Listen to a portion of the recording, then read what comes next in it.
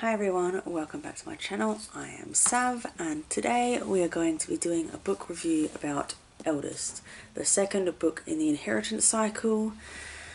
Now this book is the second book in the series, so this review is going to be a little bit spoilery. Now to get on in, I thought this book was okay. It wasn't fabulous, but it wasn't bad either. I felt it was a little bit slow. This follows a few days after the big battle that Saphira and Eragon help the dwarves win against the Urgles and defeat the Shade. And this is a huge victory for them because this shows that even though that they have many enemy fighting against them, that they are able to prevail and win even though it doesn't look like they will, and that Saphira and Eragon can work really well as a team. Shortly after the battle, Eragon and Saphira help out the wounded and trying to boost morale wherever they can. Eragon and Saphira have promised to heal the great star Sapphire that was broken during the fighting when Eragon defeated Durza the Shade. While Eragon and Saphira are taking a break and having a wander through the tunnels of Farthendur, Auric finds them because Azihod is coming back after a small raiding party. So they are waiting, and once the small raiding team comes back, Azihod gets killed and Mortag and the twins get taken, and this causes a big uproar because Azihod is the leader of the Varden and they now don't have a leader.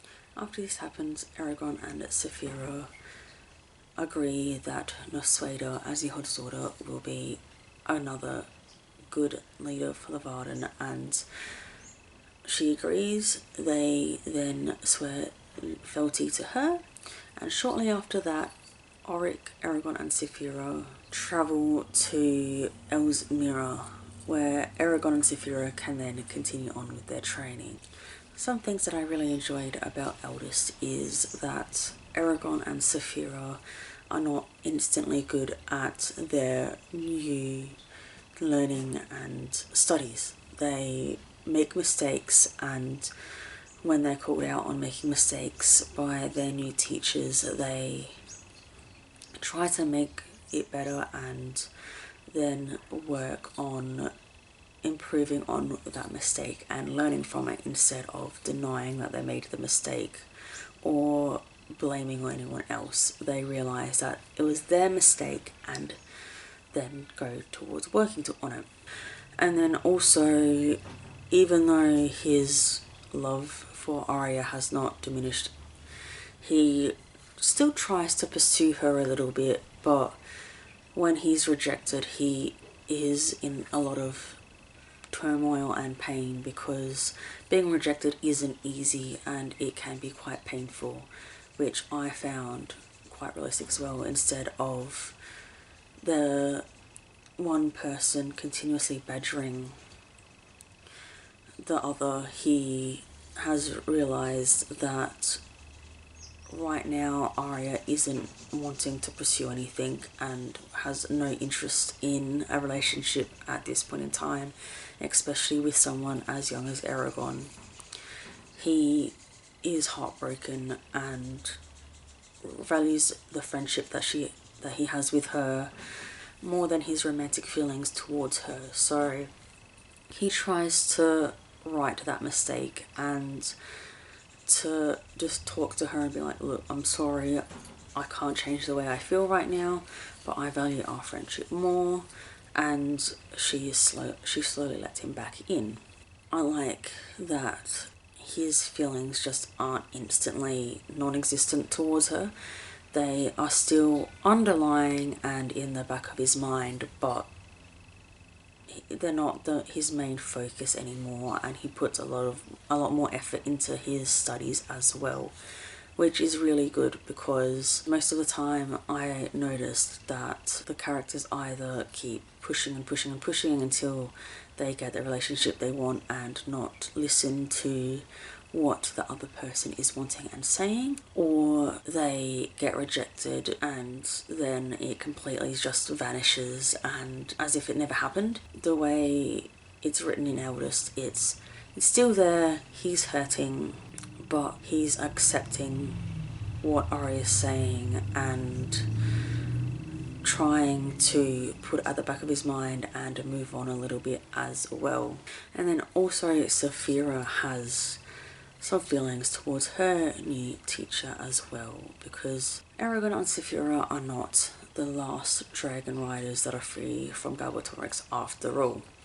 And in Saphira's excitement to meet another dragon, she gets to the point where she's trying to have a bit of a play and show her feelings towards the teacher, but it ends up in a fight, and Saphira is quite upset, as one would be, and mourns that she possibly won't be able to have a mate to help bring back the dragons like she once had hoped.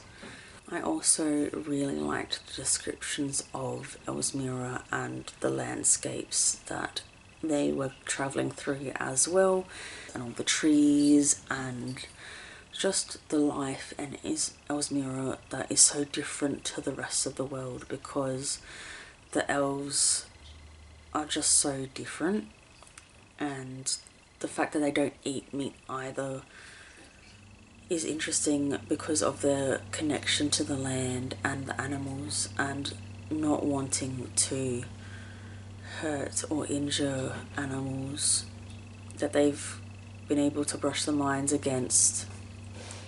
Because once you've brushed your mind against another living creature and shared in their feelings and thoughts, then it makes it harder for you to take their life and then consume it as well, which makes it hard for Eragon because he doesn't quite understand until him and Saphira go out into the forest and he goes to try to eat some meat and then realizes that after his training that he can't do it because of the connection that he's had with the animals. And I thought that was a really good way to explain why a culture may not want to eat meat. Something I didn't like about Eldest is the fact that sometimes the pacing was extremely slow. I felt like it dragged quite a lot. It took me quite a long time to finish it, aside from having Christmas and New Year's and all that going on. I just wasn't feeling motivated to read. I found there was some exciting events like Mortag and the twins and Azihod being attacked straight after coming back from a small raid at the start of the book. Some of the training was quite exciting, and then also some of the celebrations as well. But I found sometimes the in-between bits of those to be quite slow. All in all, it does help push the story along. It also has some points of view from Roran, Eragon's cousin as well, back in Carverhall, where they've grown up, and the troubles that befall Roran and the villagers, and how they have come to escape Carverhall and the Razak that are Galbatorix's special creatures that go and do his dirty work while he hides in his castle with his dragon.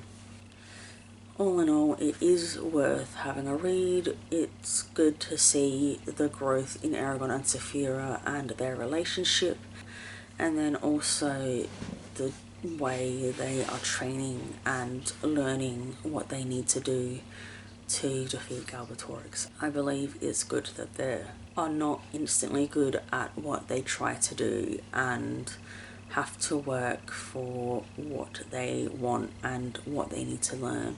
I definitely think it's worth a read if you can, but if you can't, don't feel like you can get through it, then that's understandable as well. It can be quite slow and hard to get through as well. Thank you guys so much for watching.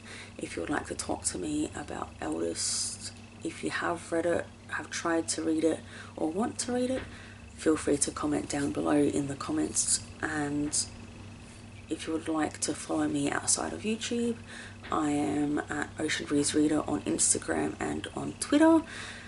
I shall be finished Brisinga very shortly, so the review for that will be coming out very soon in the future. Have a good day or night wherever you may be. Bye!